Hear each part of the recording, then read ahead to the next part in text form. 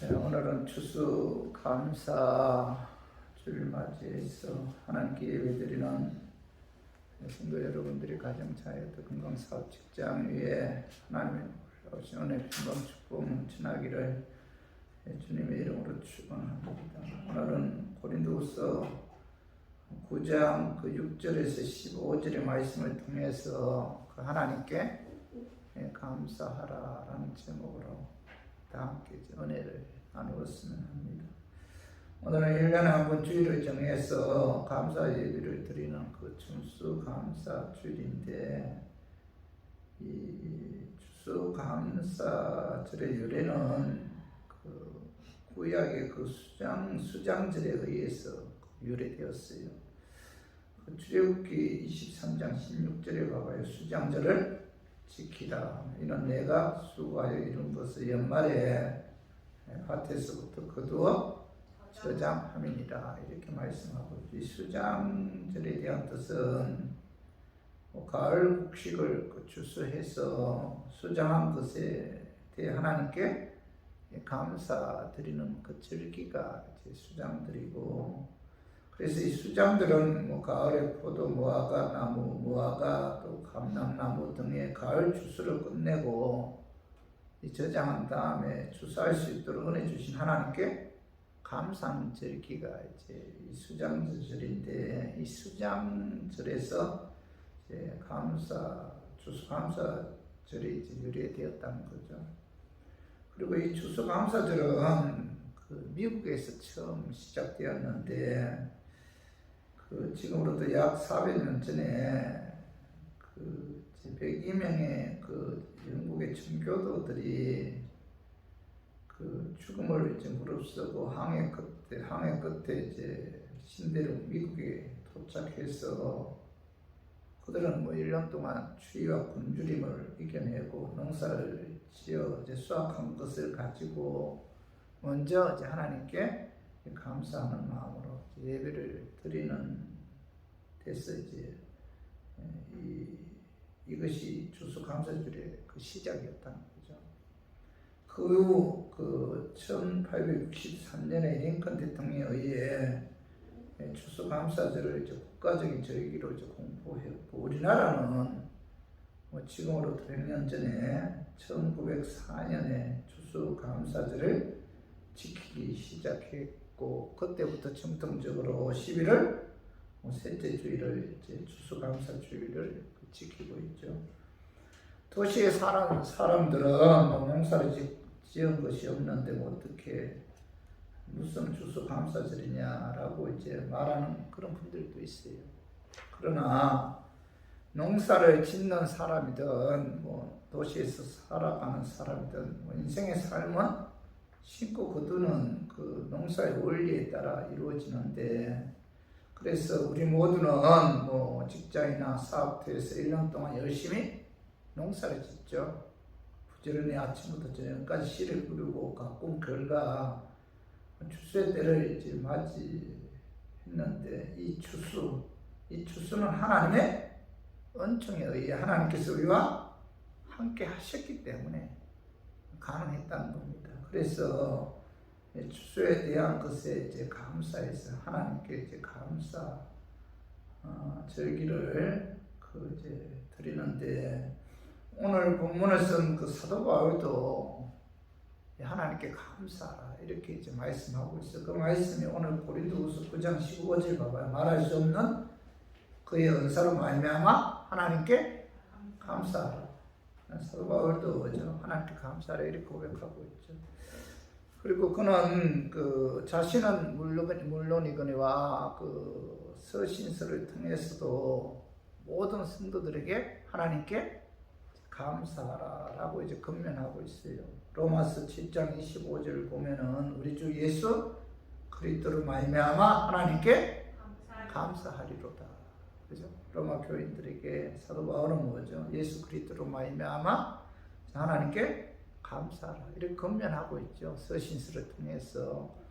그리고 데살로니가전서 5장 8절도 봐봐요. 범사에 감사하라. 이것이 그리스도 예수 안에서 너희를 향하신 하나님의 뜻이다. 범사에 감사하라는 것. 어떤 환경 가운데서도 좋은 일이든 나쁜 일이든 어떤 환경 가운데서도 뭐죠? 하나님께 감사해야 된다. 이것이 바로 뭐죠? 하나님의 뜻이다. 이렇게 말씀하고 있죠. 그래서 저는 오늘 2022년도 11월 셋째 주일인 추수감사주일을 맞이해서 지난 1년 동안 하나님께서 주신 은혜 감사해서 감사하는 마음으로 하나님께 예배를 통해서 영광 돌렸으면 하는 그런 마음에서 제가 오늘 이 말씀 준비했습니다. 말씀 전가할 때 악한 마귀는 나사렛 예수 이름으로 떠나고 성령 하나님께서 함께 하심으로 깨닫는 그런 은혜가 이 시간 임하기를 주님의 이름으로 축원합니다. 추수감사주일을 맞이해서 하나님께 감사해야 할 것은 첫 번째로 영적인 축복이 임한 것에 감사해야 돼요. 우리가 하나님께 감사해야 된다. 그렇죠? 감사하는 데 있어 첫 번째가 뭐예요? 내게 영적인 하나님의 축복이 임했다. 영적인 하나님의 축복이 임한 것에 대해 우리 교인들은 뭐죠? 그 하나님께 감사해야 된다는 거죠. 그 말씀이 오늘 고린도후서 9장 15절 봐봐. 말할 수 없는 그의 은사로 말미암아 하나님께 감사하노라. 말할 수 없는 그의 은사로 말미암아 하나님께 이제 감사하노라. 이렇게 사도 바울이 말씀하고 있죠. 말할 수 없는 은사, 말할 수 없는 이라는 단어는 그 신약에 한 번만 나오는 단어인데 하나님의 무한한 그 은혜를 표현하는 그 형용사예요. 말할 수 없는 말이나 글이나 어떤 기교적 인간의 행동으로 가히 하나님의 은사와 은혜를 표현할 길이 없음을 뜻하는 그 말인데 오직 있다면 하나님 감사합니다 라고 하는 그밖에 없다는 거죠. 그런 의미에서 말할 수 없는 그의 은사로 말미암아 말로 표현할 수 없는 하나님께서 우리에게 주신 은사, 은혜로 말미암아 하나님께 감사해야 된다. 이렇게 이제 말씀하고 있죠. 여러분 감사에는 세 가지 감사가 있는데 첫 번째는 인색한 감사죠. 받은 은혜와 축복은 크게 받았는데 감사를 적게 하는 분들, 인색한 감사죠. 이런 감사는 초보적인 감사, 어린 아이와 같은 감사고, 두 번째는 때문에 감사, 때문에. 그렇죠? 무엇을 하나님께서 이루어 주셨기 때문에, 하나님께로부터 무엇을 받았기 때문에, 하나님께서 내 기도에 응답해 주셨기 때문에 하나님께 감사하는 그런 감사가 뭐죠? 때문에 감사죠. 때문에 사람들이 뭐죠? 하나님께 감사할 때 때문에, 그렇죠? 때문에 감사하죠. 그리고 세 번째로는 그럼에도 불구하고의 감사. 그럼에도 불구하고 이 높은 차원의 이제 감사인데 무엇 때문에 드리는 그런 감사가 아니고 그럼에도 불구하고 드리는 감사죠. 어려움이 있음에도 불구하고 감사하는 이런 감사는 뭐죠? 그럼에도 불구하고 하는 그 한 차원 높은 그런 감사죠. 그럼에도 불구하고 감사하는 자는 영적인 축복에 그 영적인 축복이 내게 임했다. 그게 감사하는 자만이 할 수 있는 그런 감사죠. 사도 바울은 영적인 축복에 관해 그런 항상 감사였기에 그럼에도 불구하고 감사의 삶을 살 수가 있었다는 거죠. 사도 바울은 언제나 이 하나님께 대한 감사 감격으로 충만했는데 그의 삶을 보면은 사실 감사할 그런 삶이 아니었어요. 사도 바울의 삶은 어떻게 보면은 그의 삶은 인간적으로 봤을 때 참 어렵고 불쌍한 그런 삶을 산 사람이 이 사도 바울이죠. 그럼에도 불구하고 그는 뭐예요? 항상 하나님께 감사할 수 있었던 것은 그런 환경에 의한 감사가 아니고 뭐죠? 자신에게 하나님의 영적인 축복이 임한 것에 대해 감사하였기 때문에 어떤 환경에서도 그럼에도 불구하고 감사할 수가 있었던 거죠. 자, 사도 바울의 삶을 이렇게 보면은 그 고린도후서 11장 24절에서 27절에 보면은 그는 복음 증거하다가 참 많은 아픔을 겪었어요. 박해를 받았습니다. 유대인에게 40일 하나 감한 매를 5번 맞았어요. 그리고 3번 태장으로 맞고 1번 돌로 맞고 3번 파송하고 일주일을 깊은 바다에서 지냈고, 자, 여러 번 전도하기 위해서 여행하다가 강의 위험, 강도의 위험, 동족의 위험, 이방인의 위험, 시내의 위험, 강야의 위험, 바다의 위험, 거짓 형제 중에 위험을 당했고, 그리고 수고하며 애쓰고 여러 번 자지 못하고 줄이며 목마르고 여러 번 굶고 죽고 헐벗는 그런 삶을 산 사람이 누구예요? 사도 바울이에요. 그럼에도 불구하고 사도 바울은 뭐예요? 항상 하나님께 그런 환경 가운데서도 감사했다는 겁니다. 또한 고린도후서 12장 그 7절에 9절에 보면 사도 바울에게는 치명적인 질병이 있었잖아요.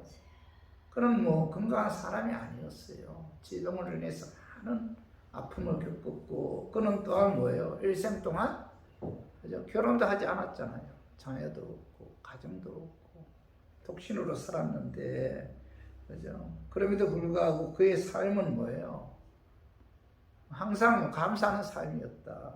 자, 사도 바울이 어떤 환경에서도 그럼에도 불구하고 감사의 삶을 살 수 있었던 것은 그의 감사는 자, 외적인 것에 의한 것이 아니고 내적인 것에 의해서 그는 감사했다는 겁니다.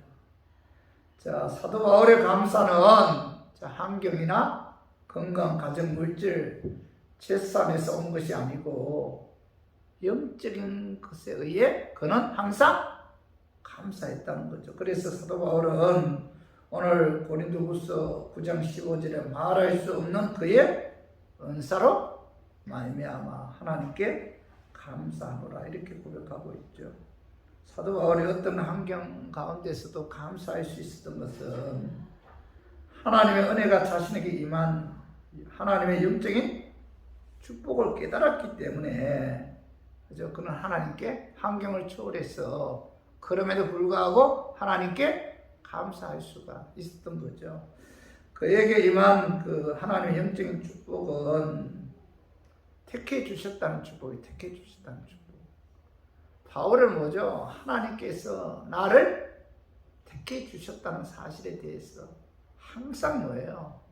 감사했어. 이 영적인 축복이잖아요. 하나님께서 나를 택해 주셨다. 오늘 사도행전 9장 15절 한번 읽어봐요. 주께서 이르시되 가라, 이 사람은 내 이름을 이방인과 임금들과 이스라엘 자손들에게 전하기 위하여 택한 나의 그릇이다. 바울은 뭐예요? 하나님께 뭐라고 말씀하고 있죠? 아라비아를 통해서 그는 나의 택한 그릇이다. 하나님께서 택해 주셨다는 거죠. 사도 바울은 하나님께서 주신 사명을 감당하기 위해 자, 수많은 박해, 고통을 당했지만은 자, 환경에 관계없이 감사할 수 있었던 것은 하나님께서 일방적으로 자신을 택해 주셨다는 사실. 이 사실 때문에 그는 뭐죠? 항상 뭐죠? 환경에 감사 없이 하나님께 감사할 수가 있었던 거죠. 성도 여러분, 자, 사도 바울을 택하셨던 그 하나님께서는 뭘 우리들도 택해 주셨다는 거죠. 여러분, 여기에 대해서 여러분 감사해야 돼요. 그죠? 그 이사야 43장 1절에 보면은 자, 너는 두려워하지 말라. 내가 너를 구속하였고 내가 너를 지명하여 불렀나니. 너는 뭐예요? 내 것이다. 내가 너희를 택하여 너희를 지명하여 불렀다는 거죠. 불렀다는 거죠. 에베소서 1장 4절 5절 봐봐요. 곧 창세전에 그리스도 안에서 우리를 택하사 우리를 우리로 사랑 안에서 그의 앞에 거룩하고 흠이 없게 하시려고 그 기쁘신 뜻대로 우리를 예정하사 예수 그리스도로 말미암아 자기의 아들들이 되게 하셨으니. 여기 보면 사도 바울은 뭐죠? 그 창세전에 그리스도 안에서 우리를 택했다. 그죠? 사절 창세전에 언제요? 언제? 창세전에 우주 만물이 창조하기도 전에, 내가 이 땅에 태어나기도 전에 하나님께서 구원하시기로 그리스도 안에서 예수 그리스도의 십자가의 죽으심과 부활을 통해서 우리를 뭐예요? 구원하시기로 택하셨다. 5절에 봐봐. 그 기쁘신 뜻대로 우리를 구원하시기로 예정하셨다. 이렇게 이제 말씀하고 있죠. 그죠? 그러니까 선택의 택함의 주체는 내가 아니고 뭐예요? 하나님이죠. 하나님이 언제요? 창세전에. 그죠? 그리고 요한복음 15장 16절 너희가 나를 택한 것이 아니요 내가 너희를 택하여 태웠다는 거죠. 그죠? 그래서 여러분 하나님께서는 예수 그리스도의 십자가의 죽으심과 부활을 통해 우리를 구원하기 위해 택하셨는데 그 택하신 때가 자 창세 전에 우주 만물이 창조되기도 전에 하나님께서 나를 구원하시기로 택하셨다는 거예요. 자, 우리 한번 봐봐요. 로마서 9장 11절에서 13절 봐봐요. 자, 그 자식들이 아직 나지도 아니하고 무슨 선이나 악을 행하지 아니한 때 택하심을 따라 되는 하나님의 뜻이 행위로 말미암지 않고 오직 부르시는 이로 말미암아 쓰게 하려 하사 리버가에게 이르시되 큰 자가 어린 자를 섬기려냐 하셨나니 기록된 바 내가 야곱은 사랑하고 에서는 미워하였다 하신가 같느니라. 이 사도 바울이 이 택함에 관해서 창세기 25장의 말씀을 인용해서 자 이삭의 아내 리브가가 임신했는데 자 그 자식들이 아직 나지도 아니하고 자 무슨 선이나 악을 행하지 아니한 때에 하나님의 택하심에 의해 야곱은 사랑하고 에서는 미워했다. 이렇게 말씀하고 있잖아요. 그죠? 무슨 선이나 악을 행하지 아니한 때 자식들이 아직 나지도 아니한 때 하나님께서는 뭐예요? 야곱을 사랑했고 에서를 미워했대. 이 사랑했다는 것은 뭐예요? 하나님의 선택의 대상임을 이제 표현한 말씀이고 또 미워했다는 것은 뭐예요? 하나님의 선택의 대상이 아님을 표현한 그런 말씀이에요. 하나님께서 야곱을 사랑했다는 것은 뭐예요? 그를 하나님께서 구원하시기로 택하셨다. 에서는 뭐예요? 택하지 않았다는 거죠. 언제요? 그가 나지도 아니하고 무슨 선이나 악을 행하지 아니한 때에 하나님께서는 자 야곱 택했고 에서 택하지 않았다. 행함에 의해서가 아니고 하나님의 그 뜻에 의해 그죠? 하나님께서는 야곱을 선택했고 에서는 선택하지 않았다. 이렇게 말씀하고 있죠. 여러분 인간적으로 보면은 야곱보다도 에서가 더 괜찮은 사람이에요. 야곱은 뭐 사기꾼이고 도둑놈이 도둑 지렁이 같은 야곱이잖아요. 인간적으로 봤을 때 에서가 더 도덕적으로 뛰어난 사람입니다. 그런데 하나님께서는 뭐예요? 야곱은 택했고 에서는 택하지 않았다. 같은 배에서 쌍둥이로 태어났잖아요. 리브가 이삭이 누구예요? 아브라함의 아들이잖아요. 아브라함의 아들 이삭. 자, 이삭의 아들이 리브가에 의해 쌍둥이로 배었는데 쌍둥이로 태어났는데도 하나님께서는 야곱을 구원하시기로 택하고 에서는 선택하지 않았다. 여러분 상식적으로 이해가 가요? 이해 안 가죠? 그러나 성경은 뭐예요? 분명히 말씀하고 있잖아요. 우리가 이유는 알 수 없어요. 왜 하나님께서 나를 택하셨는가? 왜 하나님께서 구원하기 창세전에 내가 태어나기도 전에 그죠? 하나님께서 나를 구원하시기로 예수 그리스도의 십자가에 죽으시는 부활을 통해서 그죠? 구원하기로 택한 그 이유는 우리가 알 수가 없잖아요. 그저 하나님의 은혜에 감사할 뿐이죠.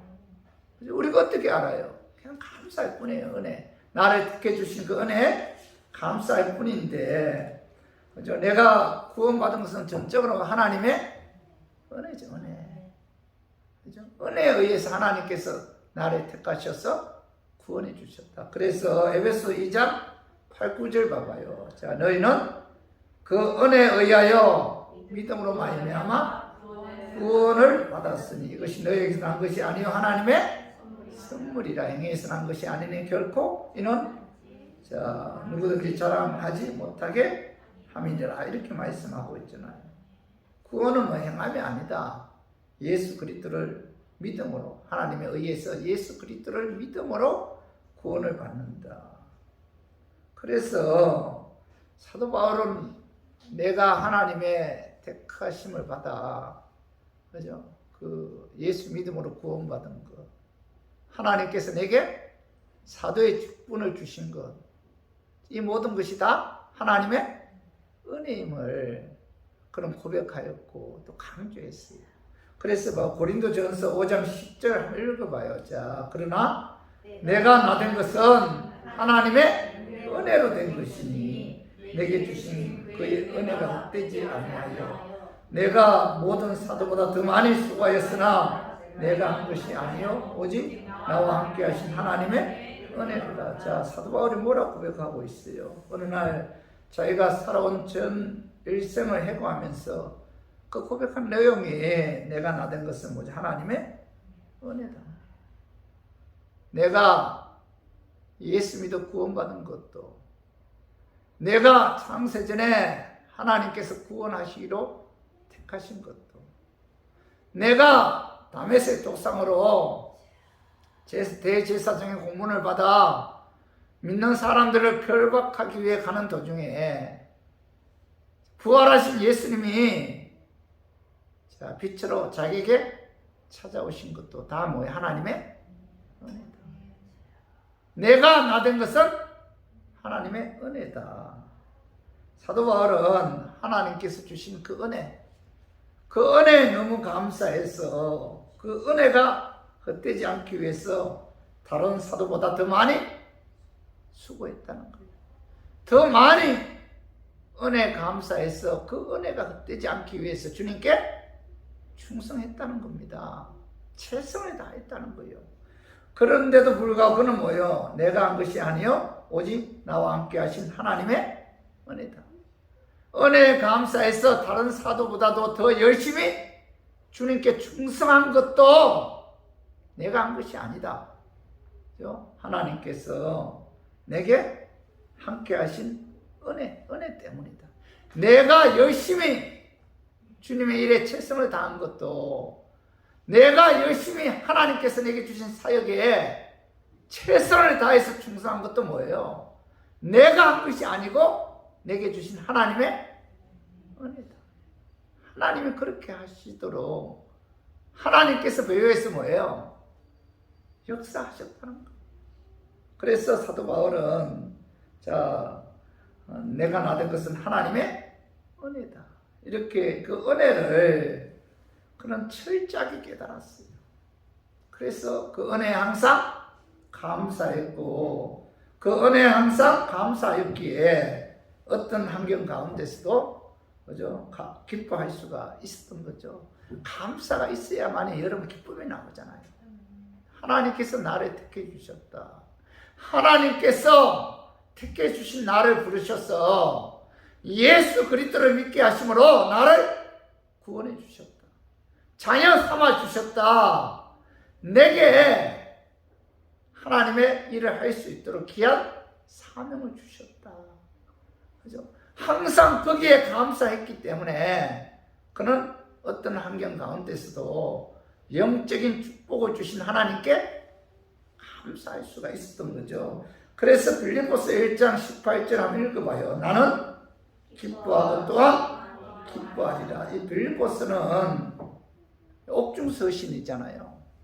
이 사도 바울이 감옥 안에서 쓴 서신서가 이 빌립보서인데, 이 사도 바울은 감옥 안에서도 구원해 주신 하나님께 항상 감사하였기에 감옥 안에서도 기뻐하고 기뻐할 수가 있었던 거죠. 그는 그 로마의 어두운 그 침침한 감옥에 갇혀 있으면서도 기뻐할 수 있었던 것은 뭐예요? 하나님의 은혜에 구원받은 것에 감사했기 때문에 가능했던 거죠. 여러분 그렇잖아요. 어떻게 감옥 안에서 기뻐할 수가 있겠어요? 그죠? 환경이 그렇게 고통스러운데, 또 바울은 질병까지 있잖아요. 그런 환경에 의해서 그가 질병으로 얼마나 고통스러웠을까요? 그럼에도 불구하고 그는 하나님의 은혜로 구원받은 것에 감사하였기 때문에 감옥 안에서도 기뻐할 수가 있었던 거죠. 성도 여러분, 우리의 삶의 초점이 주님의 은혜에 있지 않고 만약 그 돈에 있다면은, 여러분 돈이 있을 때는 기뻐하고 감사하죠. 그러나 돈이 없으면 어떻게 해요? 원망불평하잖아요. 우리의 초점이 사업에 있다면은, 사업이 잘 될 때는 그럼 감사하죠. 그러나 사업이 되지 않을 때는 원망불평하잖아요. 하지만 우리의 초점이 하나님께서 내게 주신 영적인 축복에 있다면은, 여러분들도 어떤 환경 가운데서도 사도 바울처럼 감사하는 삶을 살 수가 있고 기뻐하는 삶을 살 수가 있다는 겁니다. 여러분, 천하보다 귀한 내 생명이 예수 그리스도로 말미암아 구원받은 것이 감사와 모든 기쁨의 원천이며, 여러분은 그 행복의 핵심이 되어야 돼요. 예? 여러분들의 기쁨의 원천, 행복의 핵심 뭐예요? 내가 구원받았다. 내게 하나님의 엄청난 영적인 축복이 내게 임했다. 이 영적인 축복에 의해서 여러분들 기뻐해야 되고, 그리고 행복감을 누려야 된다는 겁니다. 하박국 선지자의 감사도 이 구원받은 것에서 출발하잖아요. 오늘 봐봐요. 하박국 3장 17, 18장 읽어봐요. 자, 비록 무화과 나무가 무성하지 못하며, 포도나무에 열매가 없으며, 감람나무에 소출이 없으며, 밭에 먹을 것이 없으며, 우리의 양이 없으며, 외양간에 소가 없을지라도 나는 여호와로 말미암아 즐거워하며 나의 구원의 하나님으로 말미암아 기뻐하리라. 나의 구원의 하나님으로 말미암아, 사도 바울은 뭐예요? 하박국 선지자는 기뻐한다. 자, 내게 아무것도 없을지라도, 그죠? 내 환경이 아무리 힘들지라도, 그죠? 나는 나의 구원의 하나님으로 나를 구원해 주신 하나님으로 말미암아 기뻐한다. 이렇게 이제 그 하박국 선지자가 고백하고 있잖아요. 그래서 우리 교인들도 오늘 추수감사주의를 맞이해서 여러분 감사해야 돼요. 감사해야 돼. 첫 번째가 뭐예요? 내게 영적인 축복이 임한 것에 대해서 여러분 감사해야 돼요. 너무 감사하잖아요. 내가 무슨 선의 행위이기 때문에 하나님께서 나를 구원해 주신 게 아니잖아요. 내가 하나님 보실 때 어떤 기쁜 행동을 했기 때문에 구원해 주신 게 아니잖아요.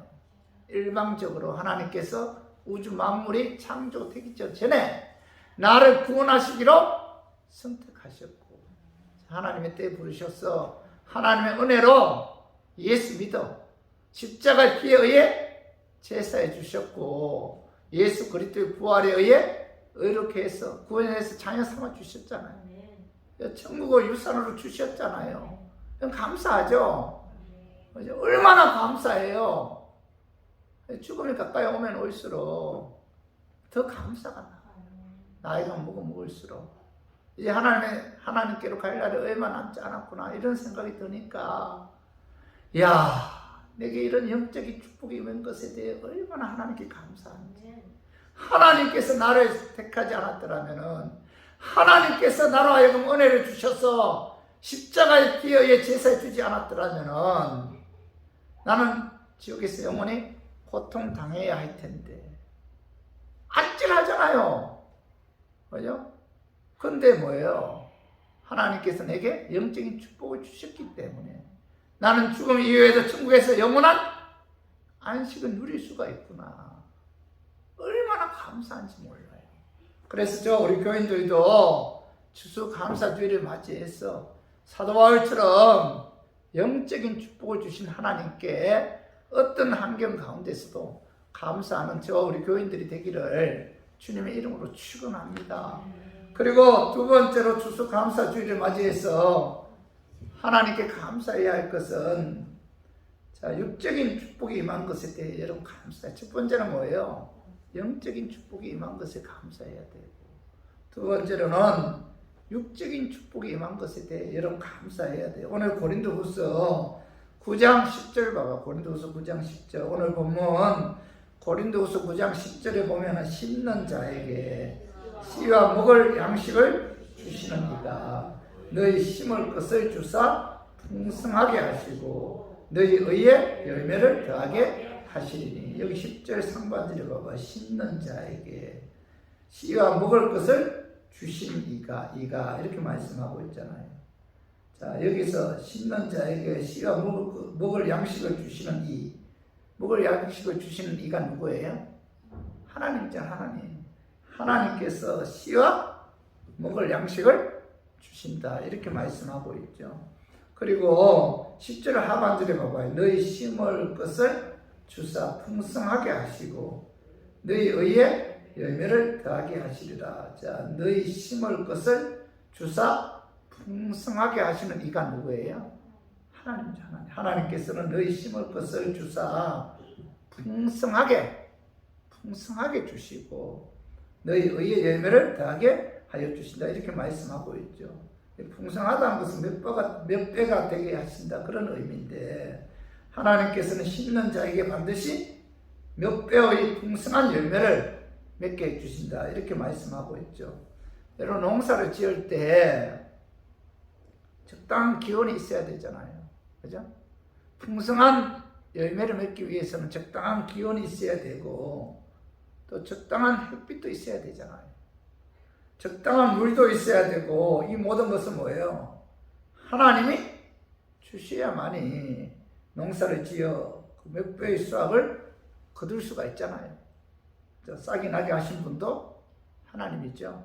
자라게 하신 분도 하나님이고 열매를 맺게 하신 분도 하나님이다. 풍성하게 맺게 하시는 분도 뭐예요? 하나님이죠. 하나님께서 풍성한 열매를 맺게 주셔야 가능한데, 자, 풍성한 열매를 맺게 하시는 주관자는 뭐예요? 우주 만물을 창조하신 하나님입니다. 자, 창세기 41장 25절 이하에 보면은 그 애굽의 바로 왕의 꿈을 꾸었어요. 꿈을 꾸었는데 요셉이 바로 왕의 꿈을 해석해 주는 그런 내용이 나오죠. 바로 왕이 꿈을 꾼 것은 그 7 좋은 암소와 7 좋은 이삭이 이제 꿈에 나타났는데, 자, 이 요셉이 이걸 해석해 줘요. 앞으로 애굽 땅은 물론 세계적으로 7년 동안 자, 계속해서 큰 풍년이 될 것이다.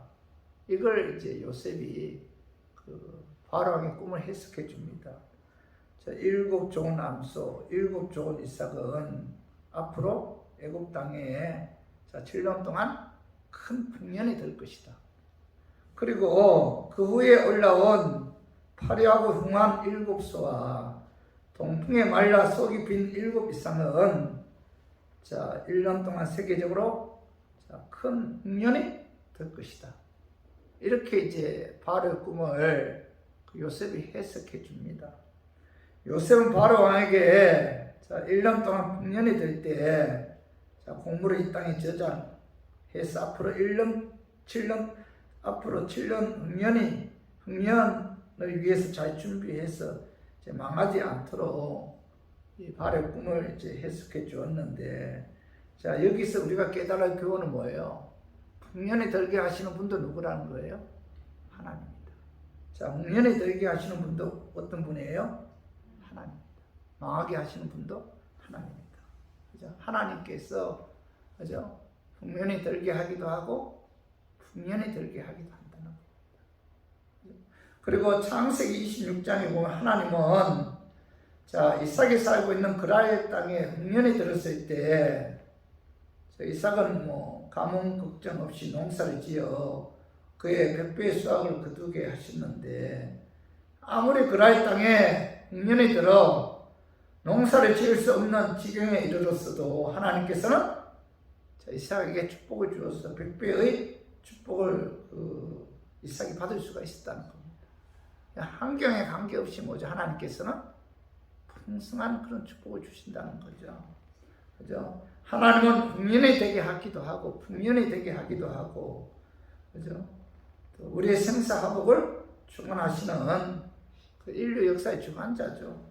그래서 그 하나님께 우리가 항상 오늘 추수감사주일을 맞이해서 1년 동안 일용할 양식을 주신 것도, 사업 직장도 함께 하신 것도 뭐예요?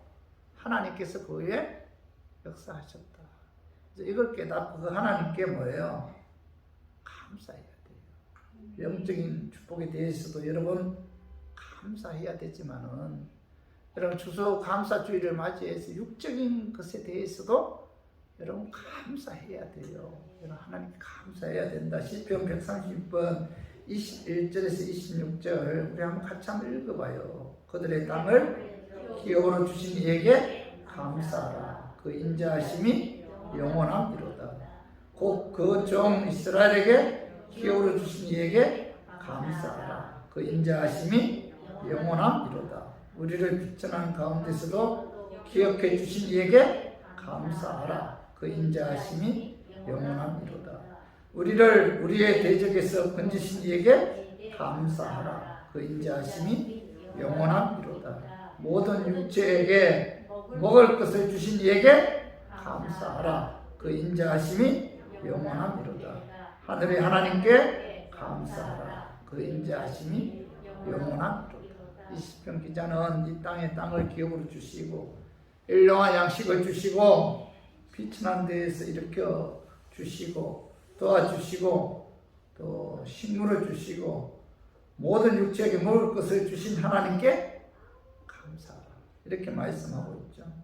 여러분 우리가 하나님께 감사해야 돼요. 감사해야 됩니다. 영적인 축복에 대해서도 감사해요. 일용할 양식을 주신 사업 직장에 대해서도 건강에 대해서도 여러분 감사해야 돼요. 근데 우리가 어떻게 감사할 수가 있어요? 먼저 중요한 것은 마음의 감사죠. 마음의 감사. 여러분 감사하죠? 마음으로 이런 감사가 이게 여러분 그 마음의 내면에서 감사합니다 이런 고백이 나와야 돼요. 감사합니다. 참 감사하죠. 얼마나 감사해요. 그죠? 모든 감사는 바로 이 마음에서 나옵니다.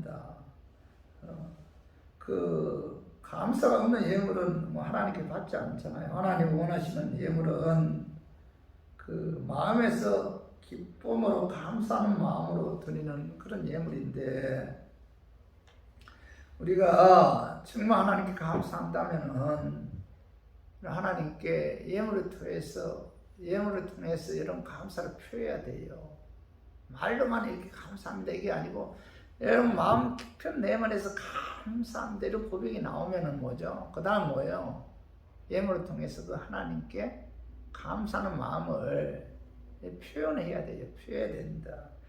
고린도후서 오늘 고린도후서 9장 11절 오늘 본문 한번 봐봐. 읽어봐요. 너희가 모든 일에 넉넉하여 너그럽게 연보를 하면 그들이 우리로 말미암아 하나님께 감사하게 하는 것이라. 자 여기 보면은 하나님께 예물을 드리는 데 있어서 그죠?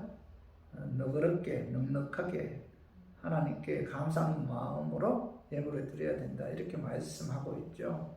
만약 오늘 우리 교인들이 지금까지 일용할 양식 주시 사업 직장 함께 주시고 지켜주신 것에 대해 이런 감사한다면은 여러분 기쁜 마음으로 하나님께 예물을 드려야 된다는 거죠. 예물을 통해서 하나님께 감사합니다 이게 나타나야 돼요. 말로는 뭘 못합니까? 그죠? 오늘 고린도후서 9장 5절에서 8절도 봐봐요. 그러므로 내가 이 형제들로 먼저 너에게 가서 너희가 전에 약속한 연보를 미리 준비하게 하도록 권면하는 것이 필요한 줄 생각하였노니 이렇게 준비하여야 참 연보답고 억지가 아니다. 이것이 곧 적게 심는 자는 적게 거두고 많이 심는 자는 많이 거둔다는 말이다. 각각 그 마음에 정한 대로 할 것이요 인색함으로나 억지로 하지 말지니 하나님은 절겨내는 자를 사랑하시는 하나님께 예물 드릴 때 감사하는 마음 예물 드릴 때 그죠? 그 인색함으로나 억지로 하지 말아라. 하나님께서는 즐겨내는 자를 기뻐하시고 사랑하신다. 이렇게 말씀하고 있잖아요. 여러분 우리가 하나님께 예물 드릴 때 이런 마음속에 뭐죠? 기쁨이 있어. 기쁨. 하나님께서 내게 영적인 축복을 주신 것에 대해 감사하는 마음으로 또 지금까지 일용할 양식 주시고 사업 직장 함께 하신 것에 대해서 건강 지켜주신 것에 대해서 감사하는 마음으로 자원하는 마음으로 기쁜 마음으로 하나님께 예물을 드려야 됩니다. 그죠? 그 예물을 드릴 때 하나님께서는 뭐예요? 그 예물을 통해서 영광 받으시고 기뻐하십니다. 그 제가 목회를 하면서 가장 그 예물 드릴 때 참 기쁜 마음으로 예물 드린 분이 그 이재문 권사님 돌아가셨지만 그 예물 드릴 때 참 어렵게 살아요. 교인들 그 집에 간 분들 없습니다. 왜냐하면 너무 어렵게 사니까 창피하다고 교인들 오는 거 싫어해요. 쳔만 가서 참 지하 단칸방에서 진짜 어렵게 살아요. 얼마나 누추한지. 그런데도 하나님께 예물 드릴 때는 그렇게 기쁘게 예물 드려요. 저도 참 감동을 많이 받았어요. 그분이 예물 드릴 때. 근데 이제 얼마 전에 제 아들이 지금 문자 왔는데 그 아버지가 지금 나이가 90 넘었어요.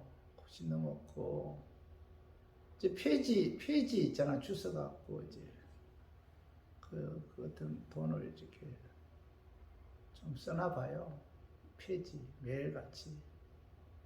근데 문자가 왔는데 아버지가 자꾸 그 아들에게 제일교회 잊어서는 안 된다. 제일교회에 대해서 감사해야 된다. 그런 이야기를 계속하면서 그 제일교회 그 계좌번호 좀 가르쳐 달라고 그렇게 이야기하더라는 거예요. 문자가 온 거예요. 제일교회는 잊어서는 안 된다. 감사해야 된다. 저희가 뭐 이렇게 없지만 그나마 최선을 다해서 11조를 제일교회에다 드려야 되겠다고. 그래서 제가 이제 계좌번호를 이제 문자를 보냈는데 53만 원을 이제 11조라고 이제 보내왔어요. 여러분 얼마나 그죠? 감사하는 마음이 있었으면 아들을 달달달 볶아갖고 그죠? 그걸 보면서 야 참 이런 예물, 이런 헌금이 이런 예물이 뭐야? 하나님이 차 안에서 굉장히 기뻐하는 그런 예물이 있잖아요. 폐지 주스 가면서 그 어려운 환경 가운데서 그분의 53만 원은 뭐 웬만한 사람들의 뭐죠? 5천만 원보다 더 값진 것이잖아요. 그런 환경 가운데서 드리는 그런 모습을 봤을 때 이 가부 두 렙돈 있잖아요. 그죠? 그 누가복음 21장에 보면은 가부 두 렙돈을 그 이제 하나님께 드렸을 때 하나님께서 그 형편 안에서 최선을 다한 그를 향해서 하나님께서 칭찬하잖아요. 그의 전부를 하나님께 드렸다고 칭찬하는 그런 말씀이 기억이 나더라고요. 우리도 여러분 신앙생활 하는 데 있어서 진심으로 하나님께 감사한다. 영적인 것에 대해서 육적인 것에 진심으로 감사한다면은 오늘 고린도후서 5장 9장 7절 말씀처럼 그죠? 마음에 정한 대로 할 것이요 인색함으로나 억지로 하지 말지니 하나님 뭐예요? 절겨내는 자를 사랑하신다. 그죠? 하나님께서 기뻐하신다. 전부를 들었잖아요. 다른 사람들의 그 돈의 가치는 비교가 되지 않잖아요. 그래서 우리 교인들 오늘 신앙생활 하는 데 있어서 특히 추수 감사주일을 맞이해서 여러분 하나님께 감사해야 돼요. 영적인 축복이 임한 것에 대해서 감사해야 되고 또 하는 뭐예요? 육적인 축복이 임한 것에 대해서 여러분 감사하는 마음으로 하나님께 예배 찬양 또 예물을 통해서 영광 돌리는 저 우리 교인들이 되기를 주님의 이름으로 축원합니다. 자, 우리 말씀 정리하겠습니다. 오늘 추수 감사주일을 맞이해서 하나님께 감사해야 할 것은 뭐예요? 영적인 축복에 대해서 감사해야 성부 하나님께서 창세 전에 택하여 주시고 예수 그리스도의 십자가 죽으시고 부활의 믿음으로 구원해 주신 하나님의 은혜에 감사해야 되고, 두 번째 뭐예요? 육적인 축복에 대해서 감사해야 돼. 올 한해 건강 지켜주시고 직장 사업 주시고 추수와 일용할 양식 주신 하나님의 은혜에 감사해서 여러분 감사하는 마음으로 예배를 통해서 하나님께 영광 돌려야 됩니다. 오늘 이 말씀 여러분 마음에 새기고 여러분 남은 생에도 하나님의 은혜에 감사해서 지금까지 지켜주시는 그 은혜에 감사해서 하나님께 감사하는 마음으로 예배 찬양 예배를 통해서 영광 돌리는 저 우리 교인들 되기를 주님의 이름으로 축원합니다.